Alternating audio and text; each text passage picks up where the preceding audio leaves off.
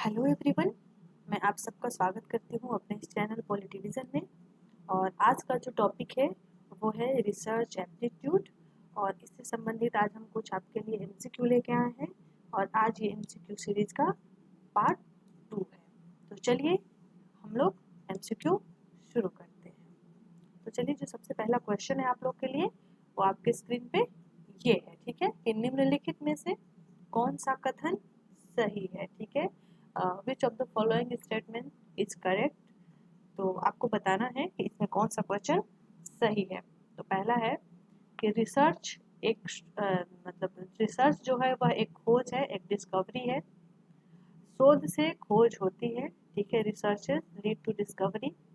आविष्कार और अनुसंधान संबंधित हैं, यह है ऑप्शन सी।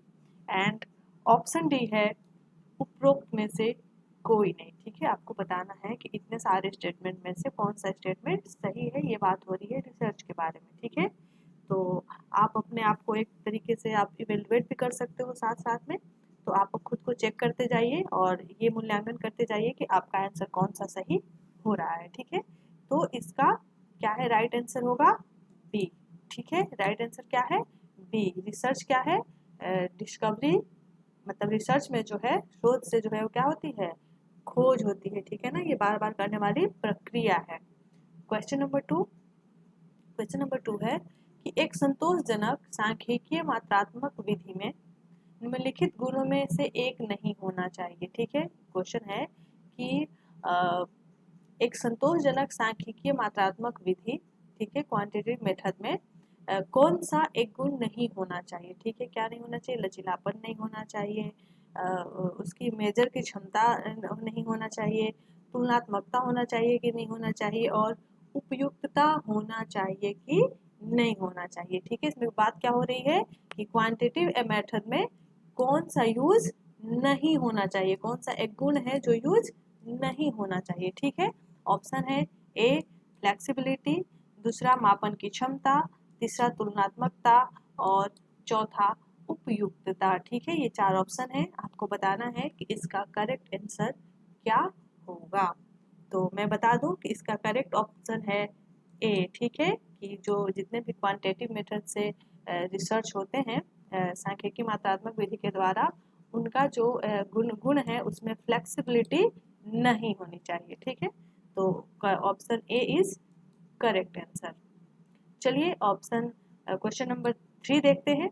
क्वेश्चन नंबर 3 है कि एक शोध, ठीक है, क्वेश्चन नंबर 3 है एक शोध प्रभावी मध्याह्न भोजन हस्तक्षेप के संगठन के लिए संभावित कारकों के परिणाम का पता लगाने का इरादा रखता है। इस अध्ययन के लिए कौन सी शोध पद्धति सबसे उपयुक्त होगी, ठीक है। कौन सी जो रिसर्च मेथड है वो कौन सा सबसे ज्यादा क्या होगा, यूजफुल होगा। तो वो आपके पास देख लीजिए, ऑप्शन है descriptive survey method, historical, x post facto और एक्सपेरिमेंटल मेथड। ये 4 ऑप्शन है आपके पास। कौन कौन से हैं, वर्णनात्मक सर्वेक्षण विधि, ऐतिहासिक विधि, कार्योत्तर विधि और प्रयोगात्मक विधि। आपको बताना है कि अगर मध्याह्न भोजन योजना पे प्रभावी आपको अगर अध्ययन करना है, उससे संबंधित कोई डेटा का पता लगाना है, तो आप कौन से मेथड का यूज करेंगे, ठीक है। तो राइट आंसर इज सी, ठीक है। आपको इस टाइप से बहुत सारे क्वेश्चन पूछे जाते हैं आपके एग्जाम में। तो राइट आंसर होगा सी। तो उसके संभावित कारक हैं उसका हम पता लगाते हैं। तो option C is correct answer. चलिए क्वेश्चन नंबर 4 देखते हैं। क्वेश्चन नंबर 4 है कि अनुसंधान को आगे बढ़ाने के लिए निम्नलिखित में से किसकी पूर्व आवश्यकता है, ठीक है। क्वेश्चन एक बार फिर से देख लीजिए। बात कर रहा है कि अनुसंधान को आगे बढ़ाने के लिए निम्नलिखित में से किसकी पूर्व आवश्यकता है, ठीक है। पहला, एक अनुसंधान डिजाइन करना, उसका विकास करना। ऑप्शन बी, एक शोध प्रश्न तैयार करना। ऑप्शन सी, डेटा विश्लेषण प्रक्रिया के बारे में निर्णय लेना। और ऑप्शन डी है फॉर्मुलेटिंग रिसर्च हाइपोथेसिस, मतलब एक शोध परिकल्पना का निर्माण करना। आप फटाफट अपने आप से मूल्यांकन करिए कि इस क्वेश्चन का आंसर क्या होगा, ठीक है। तो आइए देखते हैं हम लोग कि राइट आंसर क्या है। तो राइट आंसर है क्वेश्चन नंबर बी, ठीक है, कि फॉर्मुलेटिंग रिसर्च क्वेश्चन, एक शोध प्रश्न तैयार करना क्या है, अनुसंधान को आगे बढ़ाने के लिए पूर्व आवश्यकता है। ठीक है, आप कोई भी रिसर्च लेके जाएंगे तो उससे पहले आपके दिमाग में उससे संबंधित कोई क्वेश्चन होना चाहिए। चलिए क्वेश्चन नंबर 5 है कि थीसिस लेखन का प्रारूप उसी के रूप में है।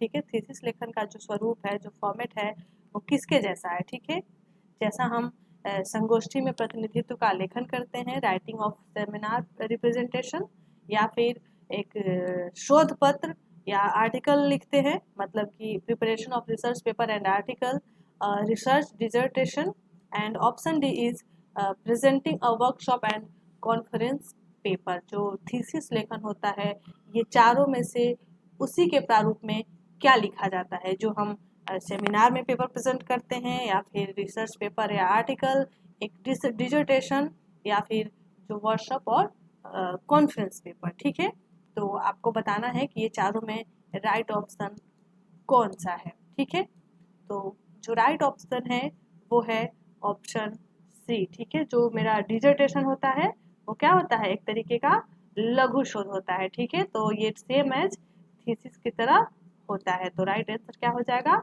ऑप्शन सी। चलिए क्वेश्चन नंबर 5 देखते हैं। क्वेश्चन नंबर 5 क्या है, यहाँ पे क्वेश्चन है इंटरडिसिप्लिनरी रिसर्च है। ठीक है, कि अंतर अनुशासनात्मक अनुसंधान का मुख्य उद्देश्य क्या माना जाता है। ठीक है, जो इंटरडिसिप्लिनरी रिसर्च होता है उसका मेन ऑब्जेक्टिव क्या है।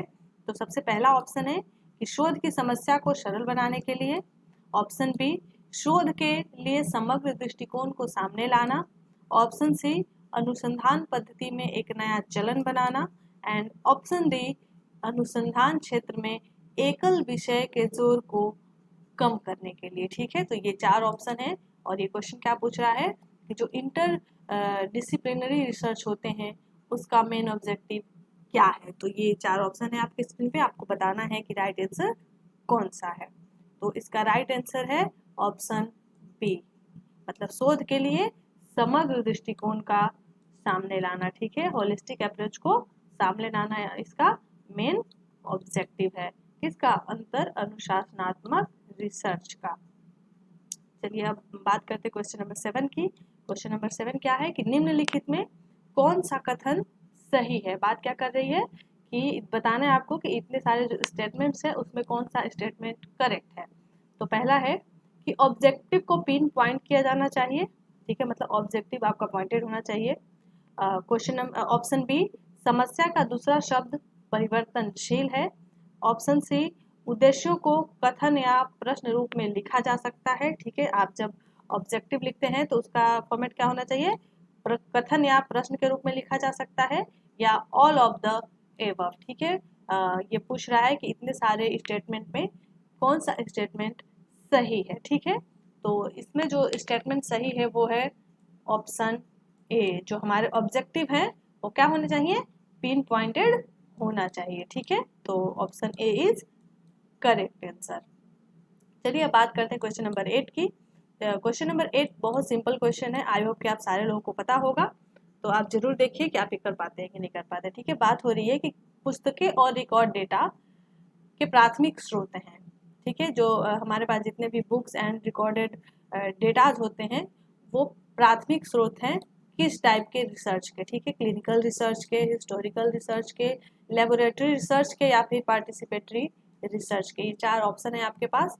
तो जो किताबें और जो रिकॉर्डेड डेटा होते हैं जहाँ जो हम इकट्ठा करते हैं वो किस डेटा के, मतलब किस चीज़ के प्राथमिक सोर्स हैं, क्लिनिकल रिसर्च के, कि हिस्टोरिकल रिसर्च, या फिर लेबोरेटरी रिसर्च, या फिर पार्टिसिपेटरी रिसर्च। ठीक है, आपको इसमें राइट आंसर बताना है।